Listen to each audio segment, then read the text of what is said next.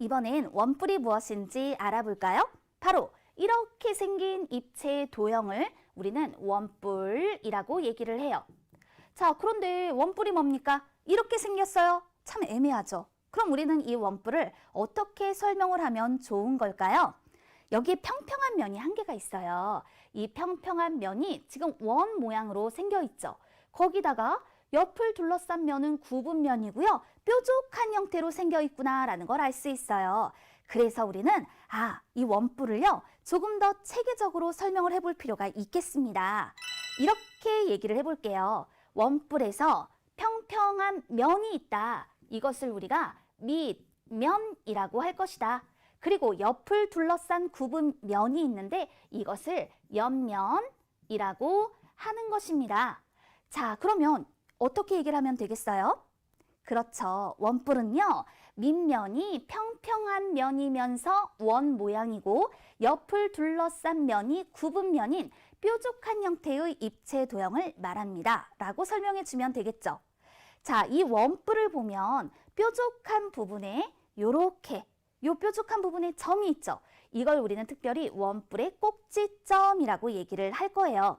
그리고 자, 여기 보니까 모선이라고 하는 말이 있는데요. 이건 원뿔에서 원뿔의 꼭지점과 밑면인 원의 둘레의 한 점을 이은 선분, 이게 바로 모선이 돼요.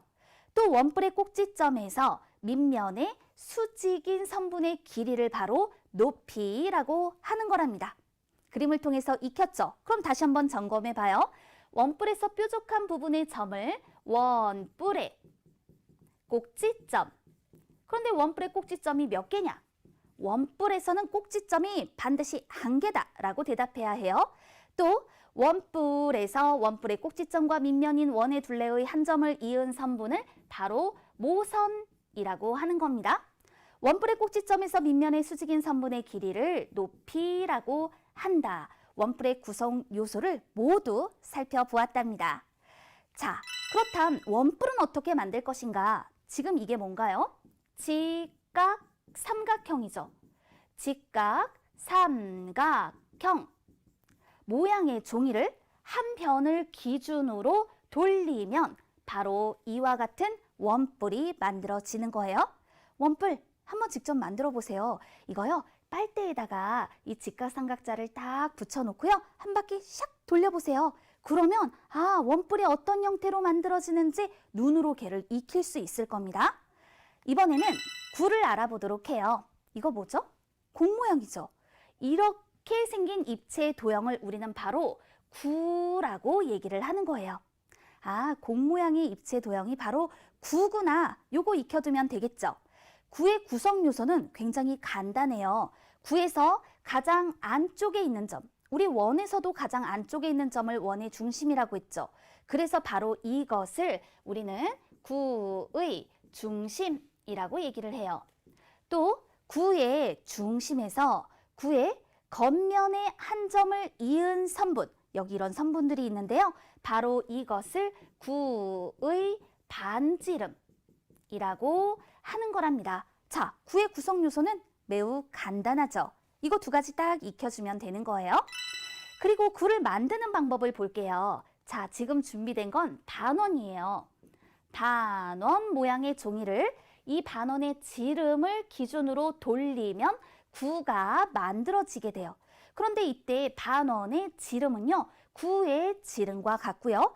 반원의 반지름은요, 바로 구의 반지름과 같게 된답니다.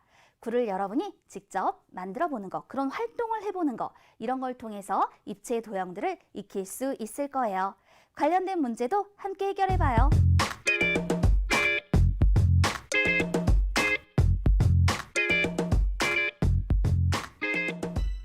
원뿔에 관련하여서 질문을 만나볼게요. 원뿔에 대한 설명으로 틀린 것은 어느 것인가요? 우선 우리 원뿔 하나를 떠올려 보도록 하겠습니다. 자, 그런데 이때 밑면은 한 개이다. 원뿔에서 이 평평한 면 있죠. 이걸 우리가 밑면이라고 해요. 이 밑면의 모양은 원이죠. 밑면은 한 개죠. 자, 밑면 한 개입니다. 맞아요. 그 다음에 4번으로 가보세요. 밑면의 모양은 원입니다. 동시에 설명이 됐죠? 이 두 개는요, 옳은 설명이에요. 그 다음에 모선은 한 개입니다. 자, 모선이 뭐였나요? 원뿔에서 원뿔의 꼭지점과 밑면인 원의 둘레의 한 점을 이은 선분이 모선이에요.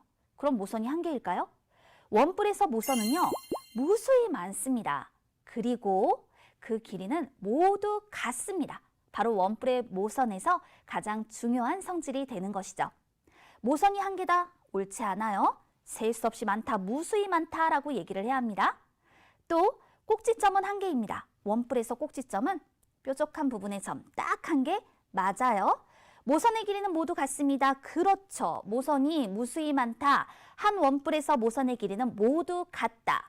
그러니까 원뿔에 대한 설명으로 틀린 것을 골라라. 그 답은 2번을 선택해 주세요. 원뿔의 높이를 재는 방법을 찾아 기호를 써보세요. 그러면 원뿔의 높이가 무엇인지를 알아야겠습니다. 자, 원뿔이 있어요. 그런데 이때 원뿔의 높이는요, 원뿔의 꼭지점에서 밑면의 수직인 선분의 길이, 바로 이것을 우리가 높이라고 하는 거예요. 그렇다면 가는 무엇을 재는 걸까요? 원뿔에서 밑면의 지름을 재어 나타내주는 방법이 되겠죠. 나는 어때요? 원뿔에서 원뿔의 꼭지점과 밑면인 원의 둘레의 한 점을 이은 선분, 즉 이건 모선의 길이를 재어 나타내주는 방법이 되겠습니다. 그렇다면 다는 어때요? 바로 이 다가 원뿔의 높이를 재는 방법이 되죠. 눈금자하고요, 삼각자를 활용하여서 높이를 재어 나타내 줄 수 있어요. 따라서 방법을 찾아 기호를 써라. 문제의 답은 다가 되는 거예요. 원뿔이 주어져 있습니다. 이 원뿔을 보고 물음에 답해 볼게요. 원주율은 3이라고 했군요. 이 원뿔에서 밑면인 원의 반지름은 6cm예요. 또 원뿔의 높이는 8cm이고 모선의 길이가 10cm군요. 그런데 보니까 밑면의 둘레는 몇 cm인가요? 라고 물어보았어요. 그럼 뭘 기억해내야 할까? 원뿔에서 밑면의 모양은 바로 원 모양이더라. 따라서 밑면의 둘레를 구한다라고 하는 것은 결국은 원주를 구하는 것과 같구나. 이걸 생각해 줘야 한단 말입니다. 그런데 원주라는 건 어떻게 구하죠? 그렇죠. 원의 둘레를 말하는 거니까 바로 반지름의 2배인 지름에 원주율을 곱하면 되는 것이다 라는 거예요.